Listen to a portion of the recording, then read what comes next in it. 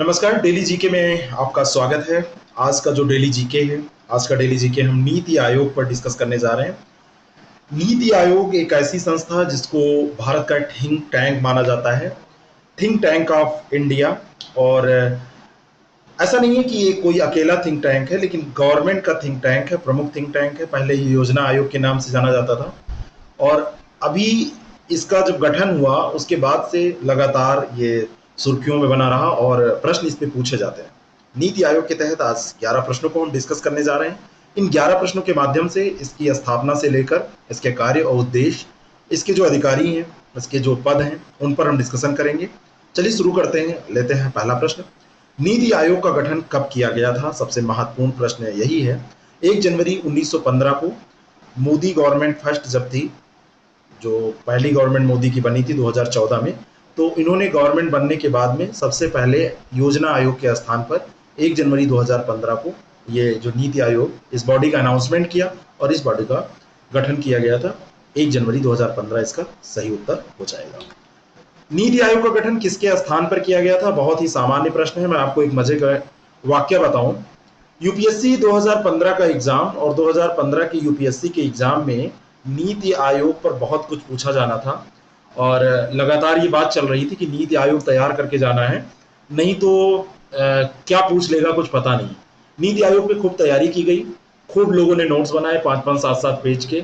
नीति आयोग, योजना आयोग, राष्ट्रीय विकास परिषद सब कुछ पढ़ डाला और उसके बाद में यूपीएससी ने प्रश्न पूछा कि नीति आयोग का गठन किसके स्थान पर किया गया था? तो ये था योजना आयोग। आप समझ सकते हैं कि कई बार आप बहुत कुछ तैयार कर लेते हैं तो वहां से छोटा सा प्रश्न पूछा जाता है, और ये जो डेली जीके की क्लास है वो ऐसे छोटे प्रश्नों को तैयार करने के लिए ही हम करते हैं। अगला प्रश्न है, भारत में योजना आयोग की स्थापना कब की गई थी? नीति आयोग का जो पूर्वज है वो योजना आयोग है। योजना आयोग की स्थापना कब की गई थी? जब भारत स्वतंत्र हुआ तो भारत में योजनाओं को लागू करने के लिए एक ऐसे बॉडी की जरूरत थी जो योजना आयोग के तौर पर गठित की गई, जो उसका समन्वय कर सके, उसका कार्य कर सके। तो 15 मार्च 1952 को भारत का योजना आयोग गठित किया गया था। 2014 में जब प्रधानमंत्री मोदी बने तो उन्होंने ये फैसला किया अब योजना आयोग अप्रासंगिक हो गया है और इसको हटाने की जरूरत है और इसकी जगह एक नए इंस्टीट्यूट की जरूरत है, और नीति आयोग उसके बाद में बनाया गया। तो ए ऑप्शन इसका करेक्ट हो जाएगा। अगला प्रश्न है कि नीति आयोग का फुल फॉर्म क्या है? नीति जो है ये एक फुल फॉर्म इसका होता है और उसी का शॉर्ट फॉर्म है नीति। ठीक है, तो नीति का फुल फॉर्म क्या है? National institute for transforming India. बहुत ही नजदीकी शब्द देके ऐसे प्रश्नों को पूछा जाता है, तो national institute for transforming India ये इसका फुल फॉर्म है। सी ऑप्शन इसका करेक्ट है। इंग्लिश में भी आप इसको ऐसे ही लिख सकते हैं, देवनागरी स्क्रिप्ट में ये लिखा हुआ है और इंग्लिश वाले वर्जन में national institute for transforming India देख सकते हैं। कंफ्यूज मत होइएगा, ऐसे प्रश्नों में जब आप जल्दबाजी करते हैं तो आपके प्रश्न गलत हो जाते हैं। इसका पीडीएफ हम टेलीग्राम पे आपको प्रोवाइड कराते हैं, या कोई भी कोर्स अगर आपने लिया है तो आपकी लॉगिन आईडी और पासवर्ड पर ये मिल जाता है। कुछ दिन के पीडीएफ अभी बचे हैं, उसको मैं आज टेलीग्राम पे अपलोड करा देता हूँ। आप बिल्कुल परेशान ना हो, आप टेलीग्राम को ज्वाइन कर लीजिए। साथ ही आपके लिए एक सूचना है, अगर आप बीओ, आरओ या यूपीपीसीएस का एग्जाम दे रहे हैं तो हमारे पास उसके लिए टेस्ट सीरीज है, क्रैश कोर्स है, आप उसको ज्वाइन कर सकते हैं। 6307281212 व्हाट्सएप नंबर है, इस पर आप जानकारी ले सकते हैं। हमारा ऐप है आईएएस प्रेप एकेडमी के नाम से, प्ले स्टोर से आप उसको डाउनलोड कर लीजिए और उससे आपको बहुत सारी फ्री चीजें भी मिल जाएंगी और जो कोर्स आपको लेना होगा वहां से भी आप एक्सेस कर सकते हैं। अगला प्रश्न है, नीति आयोग का अध्यक्ष होता है, कौन होता है?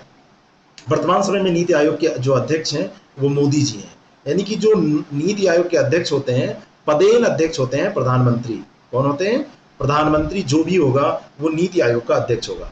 इस समय मोदी जी हैं तो वो है, यानी कि ये पदेन अध्यक्ष होते हैं। ये ऐसी कोई नियुक्ति नहीं होती है, जो भी प्रधानमंत्री होंगे वो इसके अध्यक्ष होंगे। ए ऑप्शन इसका करेक्ट है। नेक्स्ट क्वेश्चन, नीति आयोग के मुख्य कार्यकारी अधिकारी सीईओ जिनको कहता है, उनकी नियुक्ति किसके द्वारा की जाती है? सीईओ की नियुक्ति किसके द्वारा होती है? सीईओ कौन है, इस पे भी हम प्रश्न करेंगे। सीईओ की नियुक्ति जो की जाती है वो प्रधानमंत्री के द्वारा की जाती है। कौन करता है? प्रधानमंत्री नामित करता है सीईओ को। बी ऑप्शन यहाँ पर करेक्ट हो जाएगा। और वर्तमान समय में सीईओ कौन है? नीति आयोग के सीईओ, हिंदी में इनको कार्यकारी अधिकारी कहते हैं। तो कार्यकारी अधिकारी इस समय है अमिताभ कांत। जब से गठित हुआ यही तो है और वर्तमान समय में यही है। सीईओ पूछे चाहे कार्यकारी अधिकारी पूछे, आप यही उत्तर देंगे। अगला प्रश्न है, नीति आयोग के पूर्णकालिक सदस्यों में निम्नलिखित में से कौन सा शामिल नहीं है, यानी कि कौन शामिल नहीं है। नीति आयोग में एक तो अध्यक्ष हो गए, प्रधानमंत्री उपाध्यक्ष होते हैं जो कि डॉक्टर राजीव कुमार हैं, अर्थशास्त्री हैं। मुख्य कार्यकारी अधिकारी अमिताभ कांत हैं। पूर्णकालिक जो सदस्य हैं उनमें 3 पूर्णकालिक सदस्य हैं, एक विनोद पाल हैं, रमेश चंद्र जी हैं और विजय कुमार सारस्वत हैं। विनोद पाल जो है लोक स्वास्थ्य विशेषज्ञ हैं और विजय कुमार सारस्वत जो हैं ये डीआरडीओ के पूर्व में सचिव रह चुके हैं और रमेश चंद्र एग्रीकल्चर के विशेषज्ञ हैं, कृषि विशेषज्ञ हैं। बाकी बचे जगदीश भगवती जो कि अर्थशास्त्री हैं, इसमें नहीं शामिल हैं। डी ऑप्शन इसमें करेक्ट है। ठीक है, अगला प्रश्न है, वर्तमान में नीति आयोग का उपाध्यक्ष कौन है। नीति आयोग के जो वर्तमान समय में उपाध्यक्ष हैं वो डॉक्टर राजीव कुमार हैं। राजीव महर्षि से इसमें कंफ्यूज मत होइएगा, बी ऑप्शन यहाँ पर करेक्ट है। ठीक है, अगला प्रश्न है, निम्नलिखित में से कौन सा नीति आयोग का उद्देश्य नहीं है। 4 स्टेटमेंट यहाँ पे दिए हैं। नीति आयोग के उद्देश्यों को अगर हम देखें तो मुख्य तौर पर 7-8 उद्देश्य हैं जिन उद्देश्यों को लेकर यह गठित किया गया था।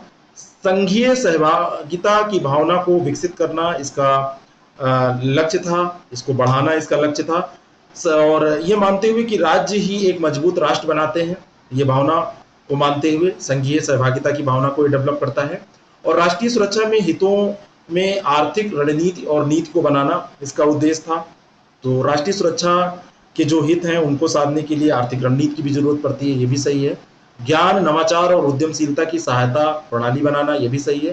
पूंजीवादी अर्थव्यवस्था को बढ़ावा देना, ये गलत है, ऐसा कुछ इसका उद्देश्य नहीं है। बाकी इसके अन्य उद्देश्य भी हैं। समाज के उन वर्गों पर विशेष ध्यान देना जो आर्थिक प्रगति में पर्याप्त रूप से अभी लाभान्वित नहीं हुए हैं।